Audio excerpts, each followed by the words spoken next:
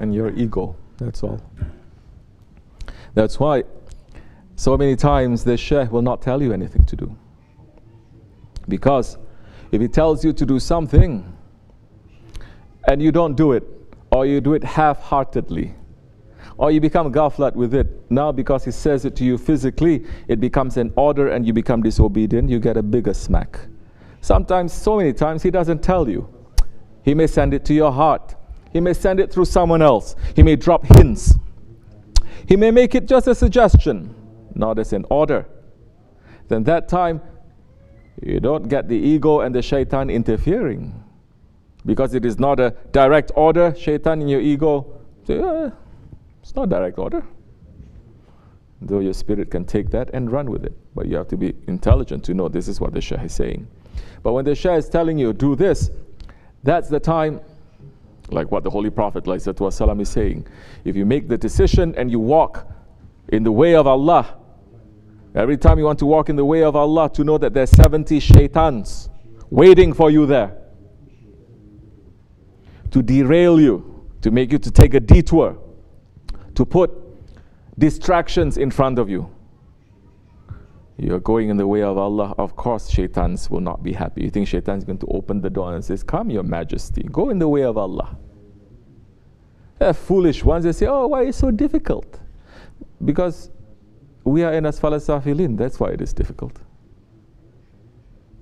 But the one who is doing something without the Shaykh saying anything to him, but he knows this is what, number one, is showing that he is observing, being in muraqabah, being in rabita with the Shaykh.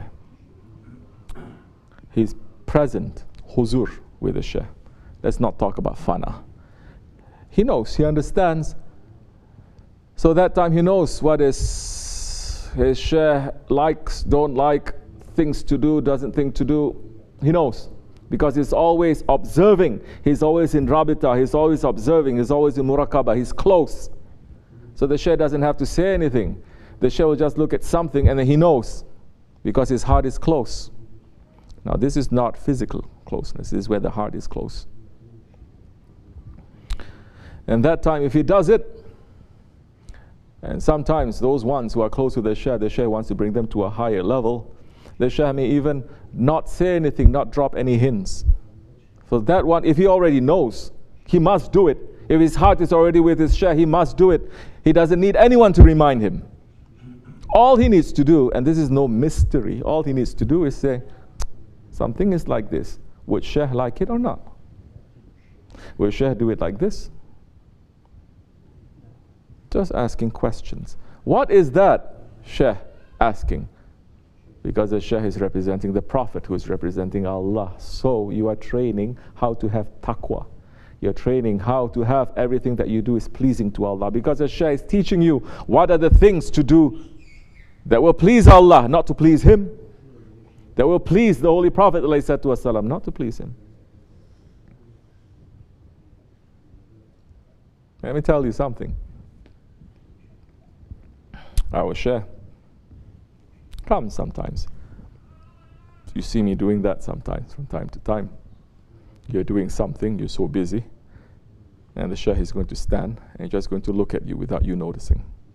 And he's going to see, how aware are you? Everyone thinks they're so spiritual. How aware are you? One time I was cooking in the kitchen. Okay? It was a small kitchen that time. Very small. We were feeding so many people. Now we have such a big kitchen, it's turning into a mess. People are getting spoiled. Used to be, we were washing dishes in the winter time, right over there under where the woman's area is, with the water that comes out.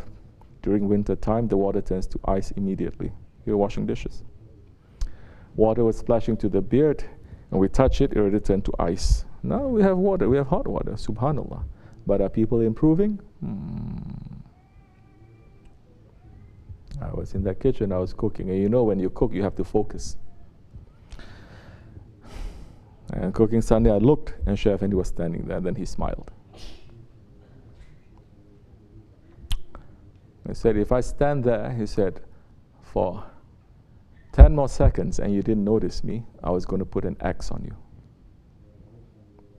This is how the Shaykh can stand there and the murid spirit is not awake enough to understand and to know his presence. And that is the Shaykh's physical presence with his spirit there. What if the Shaykh is not there physically? The murid is going to completely out of sight, out of mind, out of the heart. This is what's happening that we see in so many others, correct? Shaykh is no longer there, out of sight, out of mind, out of the heart. So, sometimes the Shaykh then will just send it to your heart without saying anything. And if you do it, he will pray for you to open more. That time your heart will become more open because you are opening your heart. Because you are not being lazy, you're not being ghaflat, you're not saying what I want to do, you're saying what the Shaykh wants. You're busy with him then. So that time the Shaykh doesn't have to do nothing, doesn't have to say, everything is going to go according to the way. That you have to start from when you're young, yes. The manners has to be there. Or these kids that are sitting down, how old are you? 5 years old. Youngest one, 5, 4. Sitting down, Shaykh Effendi is training. To sit, if we're speaking for 1 hour, they sit quietly for 1 hour. If we speak for 3 hours, they're going to sit for 3 hours. Quietly, not like some.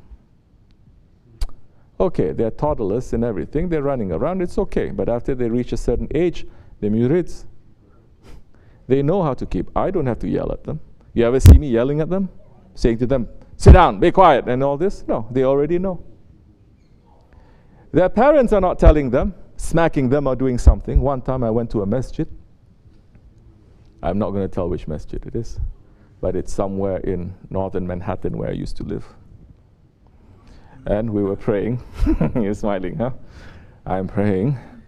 And it was Jummah, and it was summertime, so it's probably a summer counselor.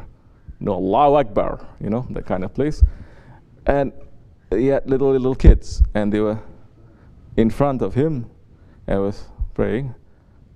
I was praying, Imam was Allahu Akbar, Allahu Akbar, Imam was reciting, and the kids being kids, and they were not 5 years old, they were 9, 10, 11 years old. And they were joking around, talking to each other. So this counselor, who is beside me, he just broke his prayers. He went in front, he smacked them one time. Then he goes back, he says Allahu Akbar, and he starts praying. Where is your prayer, and what are you going to teach to that kid now in that situation? You have to really mess up to come to that point where you have to do something to a child that way. How is the child now going to understand Jummah? How is he going to feel about religion in the masjid? So as kids, they are sitting down. You have to start from young.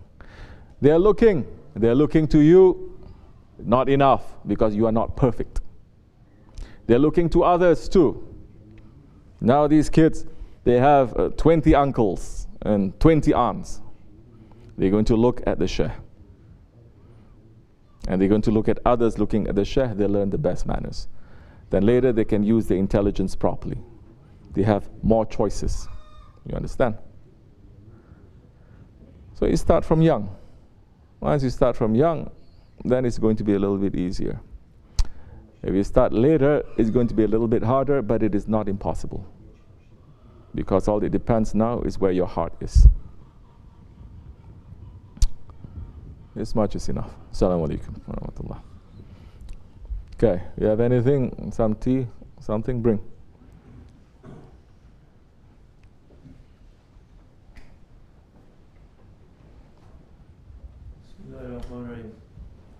What does it mean to contribute to the Dajjalic system and confusion, and how can one protect